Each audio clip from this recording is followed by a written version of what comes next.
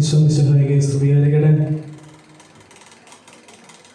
ഈ ആനിവേഴ്സറിയുടെ ഉദ്ഘാടകൻ സ്കൂൾ മാനേജറും ഈ ഫൊറോന ദേവാലയത്തിൻ്റെ വികാരിയുമായ ബഹുമാനപ്പെട്ട ജോസഫ് വർഗീമംഗലത്തച്ച, സ്കൂളിൻ്റെ പ്രിൻസിപ്പൽ സ്നേഹം നിറഞ്ഞ തെരേസ സിസ്റ്ററെ, PTA പ്രസിഡന്റ് ബോബിച്ചേട്ട, സ്നേഹം നിറഞ്ഞ മാതാപിതാക്കന്മാരെ, അധ്യാപകരെ, പ്രിയ കുഞ്ഞ് അനുജരെ, ഒത്തിരി വലിയ പ്രസംഗത്തിനൊന്നും ഒരു സ്കോപ്പില്ലാത്തൊരു സമയമാണിതെന്ന് എനിക്ക് വളരെ നന്നായിട്ട് മനസ്സിലായിട്ടുണ്ട്. നിങ്ങൾക്ക് ഇവിടെ ഇരിക്കുന്നത് എൻ്റെ പ്രസംഗം കേൾക്കാനല്ല, മറിച്ച് നമ്മുടെ മക്കളുടെ കലാപരിപാടികൾ കണ്ട് ആസ്വദിക്കാനാണ് എന്ന് എനിക്ക് മനസ്സിലായിട്ടുണ്ട്. അതുകൊണ്ട് ചുരുങ്ങിയ വാക്കുകളിൽ ഞാൻ ആശംസകൾ അവസാനിപ്പിക്കുകയാണ്. ഞാൻ പല ദിവസങ്ങളിലും ഇതിനെ പാസ് ചെയ്ത് പോകുമ്പോൾ ഞാൻ ശ്രദ്ധിച്ചിട്ടുണ്ട്, ഈ കുട്ടികൾ വളരെ മനോഹരമായിട്ട് പ്രാർത്ഥിക്കുന്നത്.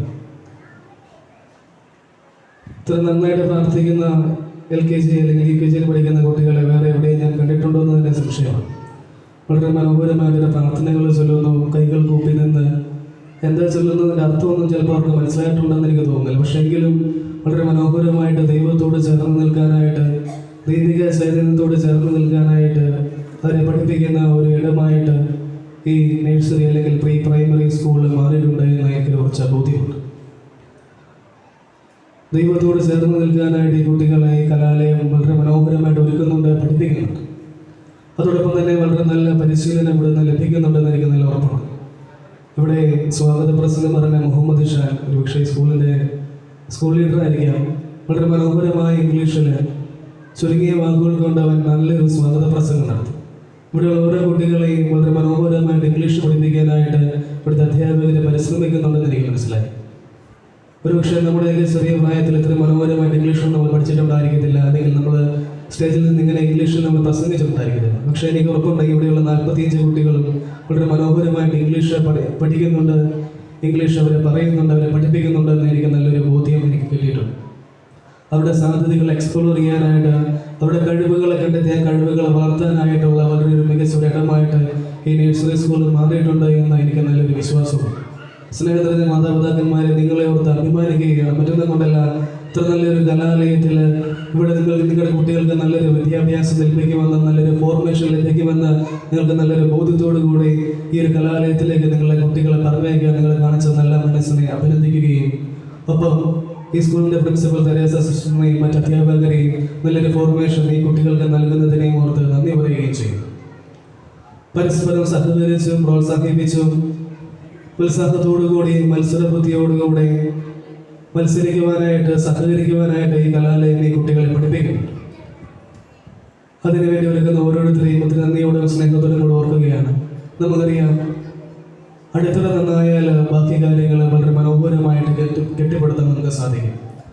ഈ സ്കൂളിൽ വളരെ മനോഹരമായിട്ട് നല്ലൊരു അടിത്തറ ഓരോ കുട്ടികൾക്ക് നൽകുന്നുണ്ട്.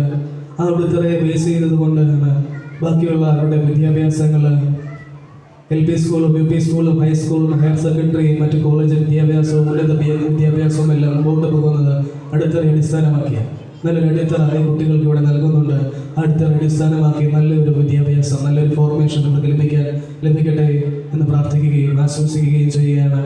ഇവിടെ പഠിക്കുന്ന ഓരോ കുട്ടികളും ഇവിടെ ഫോർമേഷൻ വരെ ഒരിക്കലും മോശമായി പോകുമെന്ന് ഞാൻ വിശ്വസിക്കുന്നു. നല്ല കുട്ടികളെ തീരുമെന്നാണ് എൻ്റെ ഉറച്ച ബോധ്യവും ഉറച്ച വിശ്വാസവും. അതിനായിട്ട് ഇവിടുത്തെ ഓരോ കുട്ടികൾക്കും സാധിക്കട്ടെ എന്ന് ആശംസിക്കുകയും പ്രാർത്ഥിക്കുകയും ചെയ്യും. അവസാനമായിട്ട് ഒരു ചെറിയൊരു കാര്യം കൂടെ പറഞ്ഞ് നിർത്തുകയാണ്. ഞാൻ ഈ കയറുന്നതിന് മുമ്പ് എന്നോട് പറഞ്ഞു കുട്ടികളുടെ മൊബൈൽ ഫോണിൻ്റെ ഉപയോഗത്തെക്കുറിച്ച് പറയണം. സ്നേഹം നിറഞ്ഞ മാതാപിതാക്കന്മാരെ, ഞാനിവിടെ നിന്ന് എത്രമാത്രം അതിനെക്കുറിച്ച് പ്രസംഗിച്ചത് കൊണ്ട് പ്രത്യേകിച്ചൊരു പ്രയോജനവും ഉണ്ടാകത്തില്ല എന്ന് എനിക്കറിയാം. മക്കൾ മൊബൈൽ ഫോൺ ഉപയോഗിക്കുന്നുണ്ടെങ്കിൽ അതിൻ്റെ പ്രധാനപ്പെട്ട ഉത്തരവാദിത്വം മാതാപിതാക്കൾക്കുണ്ട് എന്ന് കുറച്ചൊരു ബോധ്യതയുണ്ട്.